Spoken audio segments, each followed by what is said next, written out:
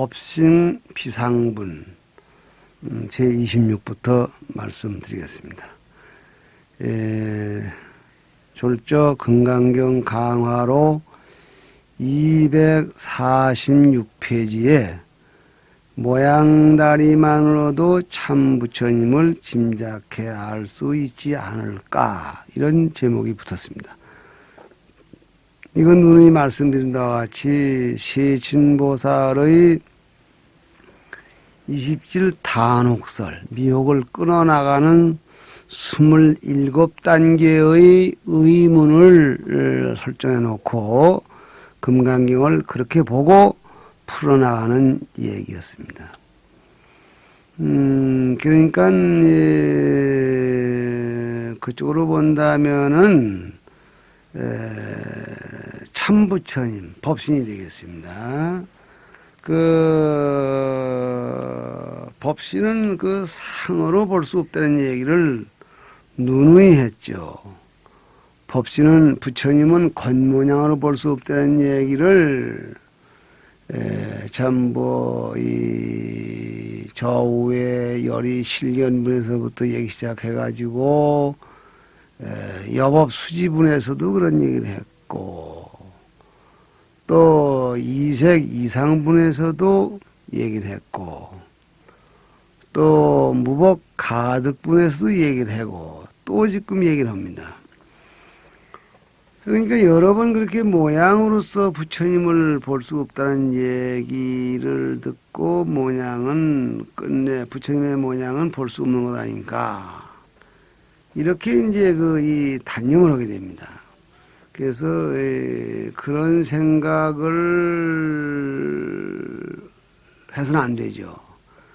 그래서 이 무를 유를 부정하고 무를 보여주시니까 무에 걸려서 또 너무 참 이렇게 무기공에 빠지는 그런 현상을 겁낸다고 해서, 그래서 부정된 속에 진유가 있다, 이런 얘기를 한다고 그랬습니다. 근데 그런 말씀들이 복합적으로 와서 여기 와서는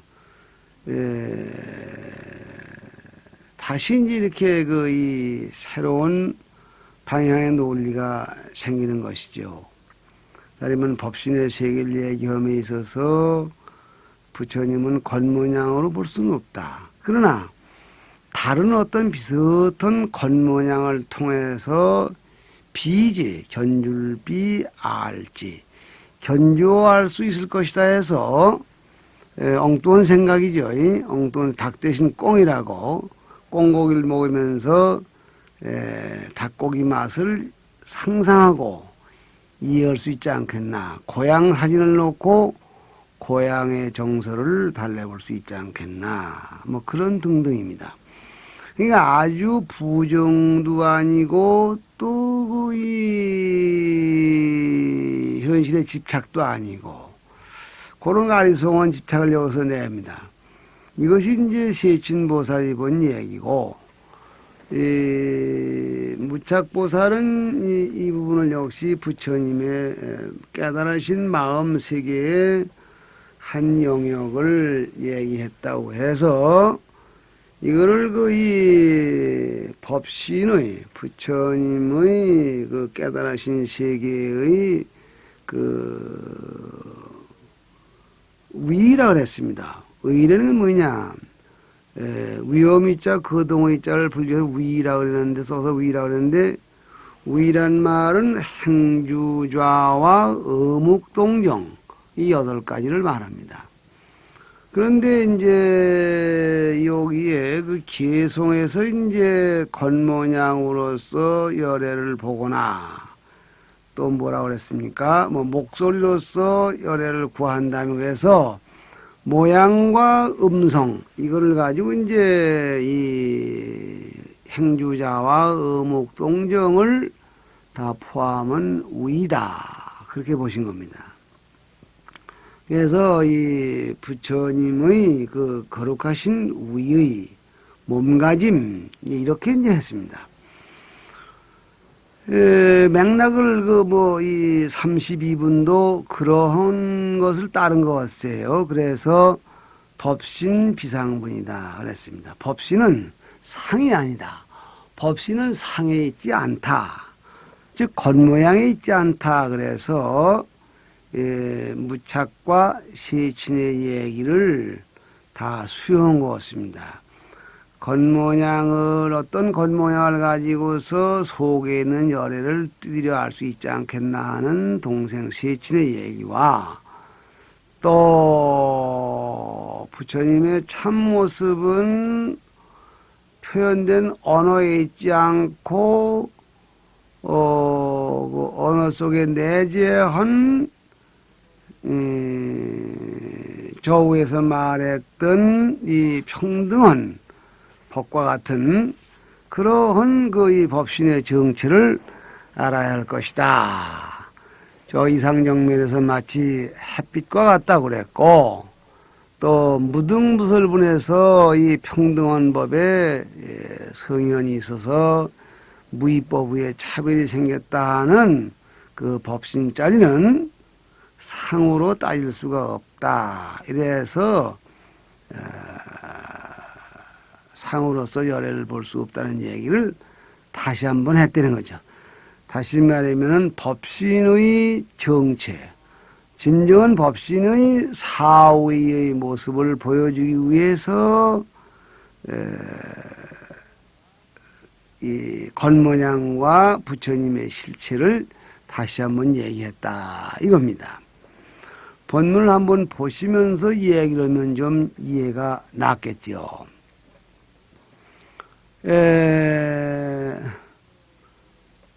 뭐냐면은 이것이 수보리야 내 생각에 어떠하냐 30 이상으로 열애를 볼 수 있겠느냐 부처님이 이렇게 물으셨습니다. 이제 이럴 때에는 보통 이제 수보리는 못하옵니다. 그러면 이제 그 말이 맞다 그러는데 여기는 수보리가 사례였다 그러하옵니다. 30 이상으로 열애를 볼 수 있습니다. 이랬습니다. 그러니까 소위 이게 참 이렇게 이 거관교랑이라고 묻는 대로 대답을 한 거죠. 말하면 취조가 너 도둑질 했지? 예, 도둑질 했습니다. 사람도 때렸지? 예, 사람도 때렸습니다. 이렇게 참 여기서는 어떻게 의외로 이 묻는 대로 솔솔 대답을 해서 또 다음 얘기거리를 만들어 나갑니다. 그럼 이제 내 생각이 어떠냐 30 이상으로 열애를 볼 수 있겠느냐 하신 얘기는 저우에서 30 이상으로만 열애를 보려고 할까봐 내 생각에 어떠하냐 30 이상으로 열애를 볼 수 있겠느냐 다음이다 했다면 30 이상으로 열애를 30 이상을 떠나서 열애를 보아야 된다는 생각 그런 식으로 넘어 지쳐가지고 없다는 것만이 다로 알면 안 되기 때문에 꼭 부처님 몸은 가지고 얘기를 안 했지만은 부정한 자리에 진정한 긍정이 되는 얘기를 누누이 말씀하시는 그런 덕으로 해서 30 이상으로 열애를 볼 수 있겠냐? 그렇죠. 30 이상. 이 겉모양에서도 속모양을 찾아볼 수가 있고요. 이런 식으로 순순히 답을 합니다. 그래서 그러하옵니다. 30 이상으로 열애를 볼 수 있습니다. 즉 상을 가지고 열애를 볼 수 있습니다. 이 말하면은 얼굴 겉모양 가지고 그 사람의 심성을 짐작할 수가 있습니다. 이런 얘기죠. 부처님께서 말씀하셨다 그랬습니다. 수보리야 만일 30 이상으로 열애를 볼 수 있다면 전륜성왕도 열애라고 하리라. 부처님이 또 이제 여기서 얘기를 받고 나오십니다. 30 이상을 갖춘 것이 부처님만 갖춘 것이 아니라 전륜성왕도 30 이상을 갖추었답니다. 그러니까 겉모양을 가지고 열애를 볼 수 있다면 누누이 얘기한 대로 상에는 집착돼도 안 되고 상을 넘어 버려도 안 되고 그런 등등 말씀에 의해서 30 이상을 통해서 열애를 볼 수가 있다고 했단 말이에요. 그러면 겉모양이 열애라고 한다면 30 이상이 석가모니의 30 이상이나 전륜수왕의 30 이상이 똑같아. 그러니 전륜수왕의 30 이상도 부처님이라고 할 수 있겠느냐, 허리라 할 수 있겠구나, 그런 얘기죠. 그러니까 수보리가 얼른 잘못 알았습니다. 다시 말하면 똑같은 30 이상을 가지고 전부가 열애라고 한다면은 그거는 참 그야말로 잘못된 거죠. 그래서 이 부처님이 그렇게 할 수 있겠구나 하신 얘기는 그래서는 안 되겠다 이런 뜻으로 이렇게 다고치시니까 수보리가 얼른 그때 낌새를 채고 진정코 부처님은 겉모양을 보고는 얘기를 할 수가 없구나. 즉 뚝배기는 나빠도 장맛은 좋을 수도 있는데 이 겉모양만 가지고 할 수가 없겠구나 해서 세존이시오. 마지막 줄입니다.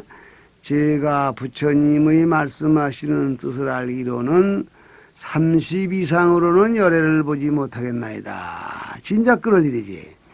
그렇습니다. 그 말씀하시는 뜻을 추리해서 그동안 배운 걸 뒤집어 본다면은 30 이상이 곧 열애라고 이렇게 말씀을 드려서는 안 되겠다는 것을 알겠습니다. 그랬던 얘기예요. 그래서 이 미륵보살의 개성, 즉 미륵보살이 도솔천에서 일러주신 개성은 이 부분을 이렇게 노래를 개성을 부고 있습니다. 빛이 색상신으로 안일비, 이시, 비색, 모양상, 소로상자죠, 몸신. 색과 모습의 몸으로서 가비 지열애. 가히 열애를 견조할 수 있는 것이 아니야. 겉모양을 가지고 겉모양이 똑같다고 해서 다 똑같다고 할 수는 없어. 제불유법신. 부처님은 오직 법신이야. 부처라고 하면 법신이지. 법신 말고 이 상호신, 겉모양, 육신, 이거는 부처님이 아니다 이 말이야. 그렇기 때문에 제불은 오직 유법신. 모들죄 부처불 오직 유 법법 몸신. 제불은 유법신이라 전륜왕은 비불이다. 구를전 박휘윤 임금왕 안일비 부처불. 전륜왕은 겉모양만 30 이상이 갖추어졌지. 법신이 없어. 그렇기 때문에 부처라고 할 수 없다 해서 이 부분을 이런 맥락에서 법신 비상부이라 했고, 또 그런가 하면은 무착보살께서도 이 부분을 법신의 영역이다 이리 보셨고, 또 이 사람도 이 부분을 법신의 중생제도하는 자세, 즉 법신의 우의, 법신의 말씀과 그리고 모습이다 이렇게 지금 보는 겁니다. 그러면 이제 법신 부처님의 깨달으신 내용 요소로서 무법이 정각이요, 평등이 정각이요, 정조가 정각이라 그랬습니다.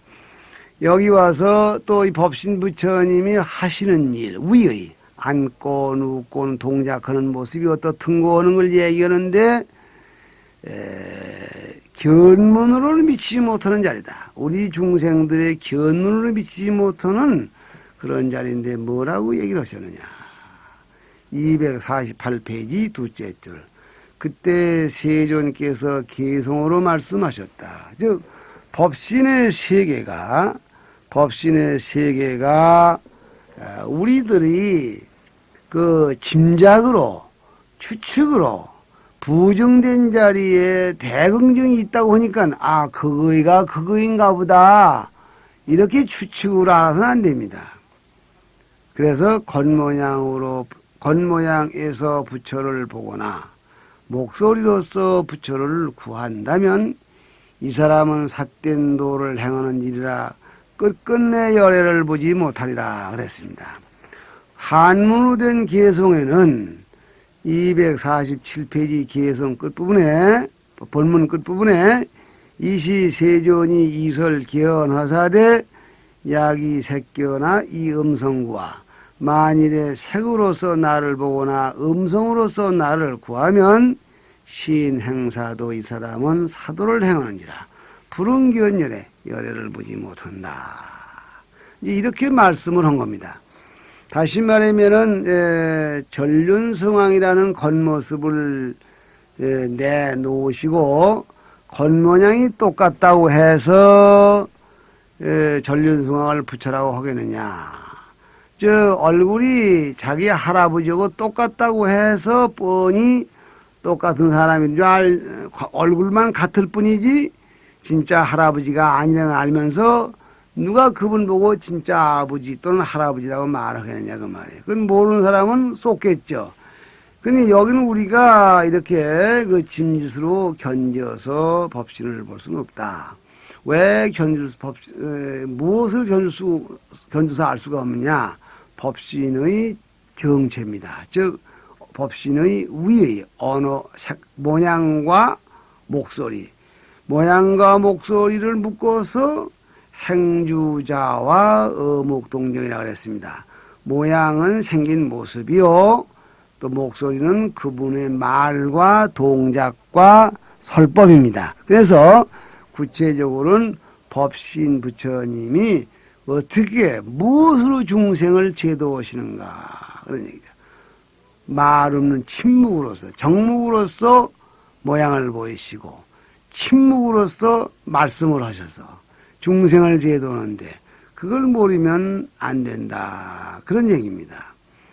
그래서 이 부분을 법신은 견주하는 지혜로는 미칠 수가 없고 반드시 이거는 참 법신은 느낌으로써 깨달음으로써 얻어야 된다 그런 얘기입니다. 그래서 이 부분을 후이 보리류지는 이 야기색견나 이음성구와 시인행사도 불응견열에 그래서 있는 개송 이렇게 한 수에 네 귀의 개송 뒤에다가 다시 후기를 가했습니다. 그게 뭐냐면 피열의 묘체는 저 열애의 참 묘한 바탕은 저 피 가트려 올래 묘할묘 몸체 그래서 저 법신 제불 꼭 법신이시니 법체는 불가견 법체는 볼 수 없는지라 피식 불응지 중생의 아르마리는 도저히 알 수 없느니라 하는 얘기를 붙여가지고 법신짜리를 알려고 하지 말아라. 그래서 사실 법신짜리를 없다고는 할 수 없지만은 있긴 있는데 그걸 그렇다고 해서 행여 추측으로 알려고 하는 그런 우를 보면서는 안 된다. 이렇게 얘기를 하고 계십니다.